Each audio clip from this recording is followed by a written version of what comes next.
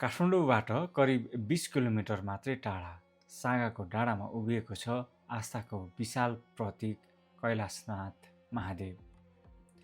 नेपालकै अग्लो र विश्वकै अग्ला शिव मूर्तिहरूमध्ये एक मानिने यो मूर्तिको उचाइ 143 फिट छ। टाढैबाट देखिने यो भव्य संरचना केवल धार्मिक स्थल मात्र होइन, हजारौं पर्यटकलाई तान्ने आकर्षक गन्तव्य पनि हो।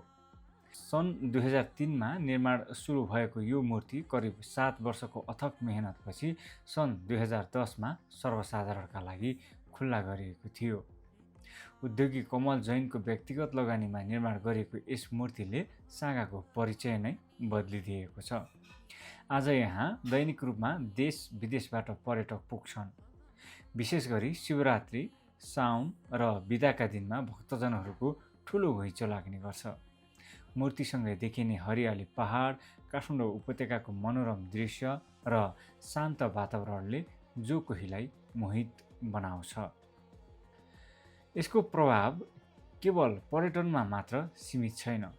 होटल, रेस्टुरेन्ट, रिसोर्ट र स्थानीय व्यवसायहरू फस्टाएका छन्। सयौं स्थानीयले रोजगारी पाएका छन् भने बनेपा, धुलिखेल र पनौतीतर्फको पर्यटन पनि थप चलायमान बनेको छ।